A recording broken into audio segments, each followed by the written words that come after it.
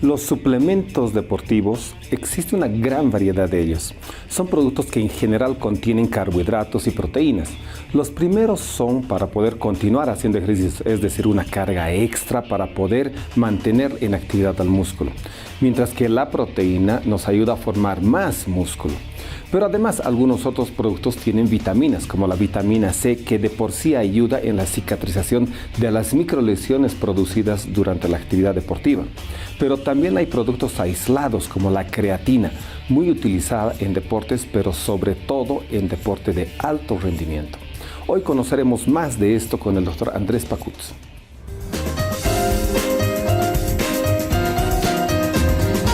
Estamos de regreso, gracias por seguir con nosotros. El momento de los especialistas, este sector tan esperado, pero una vez más con presencia internacional aquí en Clínica de Campeones. Ya vamos a saludar a nuestro invitado. Es el doctor Andrés Pacutz, médico traumatólogo chileno, quien nos acompaña en esta oportunidad para desarrollar un tema muy importante. Hablamos de los suplementos en el deporte. Doctor Andrés, un gusto de saludarlo. Bienvenido a Clínica de Campeones. Los saluda César Galindo junto al doctor Nils Calderón. Muchas gracias, César. Mucho gusto de saludarlos, Nils. Y muchas gracias a ustedes por la invitación. Bueno, Andrés, para mí es un placer tener a un amigo en pantallas aquí conmigo y con todos los televidentes hablando en Tigo Sports al respecto de medicina y deportes y específicamente hablando de los suplementos deportivos. Y para esto quiero preguntarte inicialmente, ¿qué son los suplementos deportivos? Bueno, Nils, mira, los suplementos son todo tipo de sustancias que nos están orientadas a ya sea promover, mantener la salud o mejorar el rendimiento deportivo. Y estos los podemos ir agrupando en distintas categorías.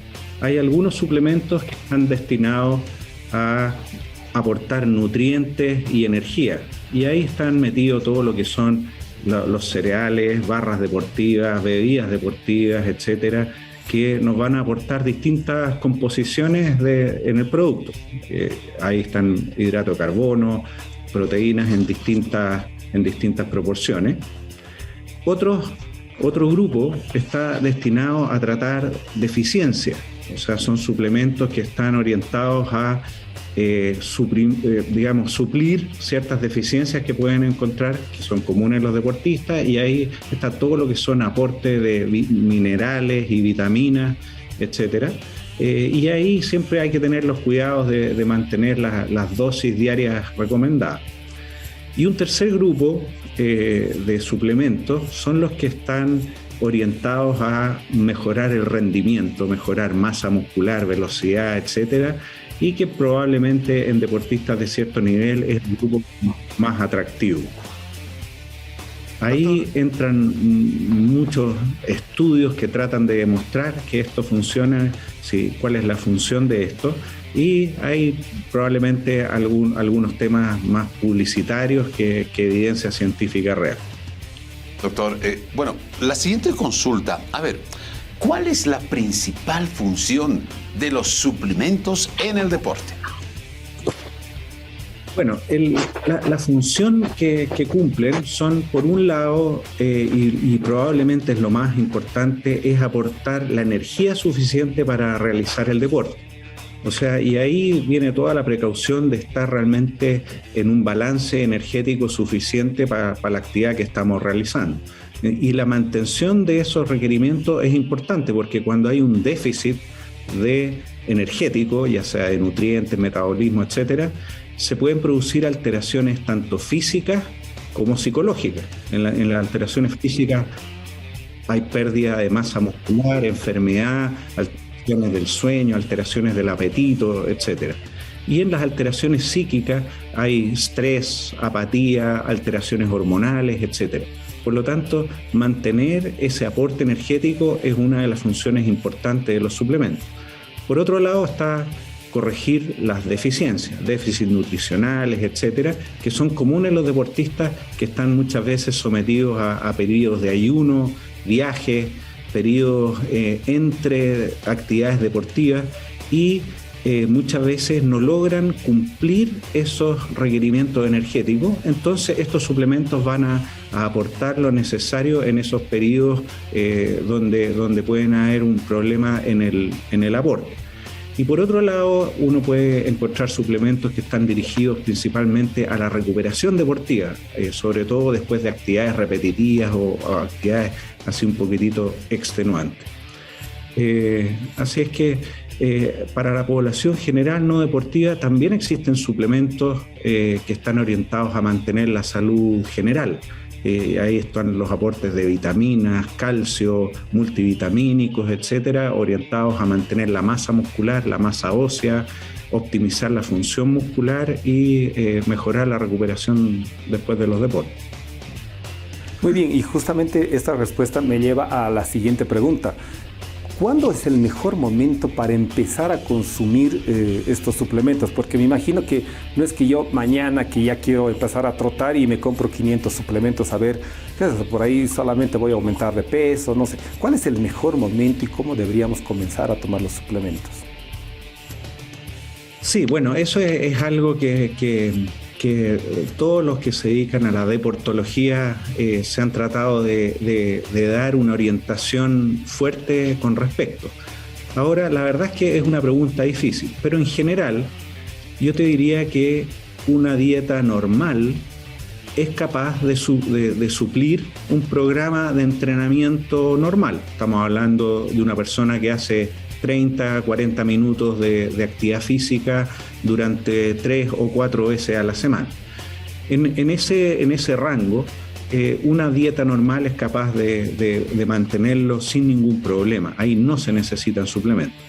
Si la persona quiere hacer una actividad un poquitito mayor, una actividad moderada, eso estamos hablando de 1 a 2 horas y ya 5 veces por semana, ya tiene un requerimiento energético mayor. Estamos hablando de 5.000, 6.000 a veces calorías al día, que son actividades que pueden ser alcanzadas con una dieta balanceada, pero que muchas veces hay que tenerlo en una evaluación constante para ver si esa persona necesita un suplemento. Ahora, una persona que hace actividad intensa, de alto rendimiento, que estamos hablando de 3 horas diarias, 5, 6, 7 veces a la semana, o actividades muy prolongadas, estamos hablando de maratonistas, un ciclismo, un ciclista, por ejemplo, que está en el Tour de Francia, necesita 12.000 calorías al día. Entonces, obviamente que no puede tener un aporte en una comida que pueda llegar a esos niveles. Por lo tanto, ahí los suplementos tienen un valor enorme, ya que llegamos a los requerimientos energéticos que tienen. Así que eso es por un lado, que es la frecuencia de la cantidad del tipo de deporte. Pero una persona mayor, de mayor tamaño, probablemente que pese más de 100 kilos y haga actividad física, también puede necesitar un suplemento, porque sus requerimientos son mayores. Y por otro lado, está la duración de la actividad. Entonces, si yo voy a hacer una actividad corta, probablemente va a ser suficiente con suplementación menor o simplemente la dieta. Pero los suplementos se consideran cuando yo voy a hacer una actividad, por ejemplo, específica, que tenga una duración de más de 2 horas. Cuando pasamos estas 2 horas, ya necesitamos un aporte durante la actividad, y ahí entra nuevamente la suplementación.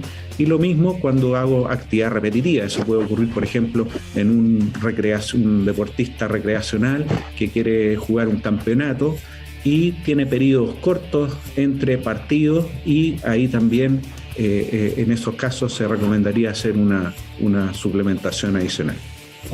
Doctor, si nos permite, hablemos de estos suplementos que muchas veces contienen sustancias prohibidos que podrían afectar incluso en la actividad, sobre todo de controles de doping, ¿no es cierto? Sí, así es. El doping está bastante bien regulado a nivel mundial. Eso lo hace la Agencia Mundial Antidoping, que tiene un listado enorme de sustancias que están prohibidas por sus efectos, como anticompetitivos. Ahora, los suplementos en general uno podría decir que son bastante seguros. son bastante seguros y que, digamos, se mantendría fuera del doping. Pero han habido reportes recientes de estudios que han analizado todos los suplementos. Y, por ejemplo, de una lista de 600 suplementos, un 15% demostraron estar en la lista de sustancias prohibidas. Y eso nos lleva a una situación bastante peligrosa, porque el deportista puede estar sin intención tratando de consumir algo para mejorar su rendimiento, pero resulta que después va a salir con un doping positivo en la orina. Ahora, ¿a qué se debe esto? Primero, es difícil leer la etiqueta de un producto, porque hay sustancias que están ahí que son difíciles de detectar. Entonces las listas a veces no están claras o están mal etiquetados. Entonces eso genera un problema, por lo tanto hay que estar bien informados, sobre todo si tenemos un nivel de rendimiento que vamos a estar sometidos a una posible prueba de doping. Segundo, hay otras sustancias que se llaman precursores o prohormonas, que directamente no son doping, pero en el organismo, al ingerirlo, aparecen sustancias posteriormente que son doping positivos. Y lamentablemente ese doping, entre comillas, no intencional, es sancionado en forma igual, o sea, no es como una excusa. Así es que por eso hay que estar atento a usar empresas y marcas que estén certificadas, que estén registradas, que tengan un correcto etiquetado, porque eso va a evitar probablemente algún problema. Y por otro lado, hay sustancias que son suplementos que en dosis baja no producen problema. Por ejemplo, la cafeína. La cafeína es un estimulante que está demostrado que, tiene un efecto como suplemento en mejorar el rendimiento, etcétera, algunas características propias del deporte, pero en altas dosis aparece en la orina y sí se transformaría en un doping. Con esto nos damos a un pequeño corte aquí en su programa de Clínica de Campeones para seguir con más.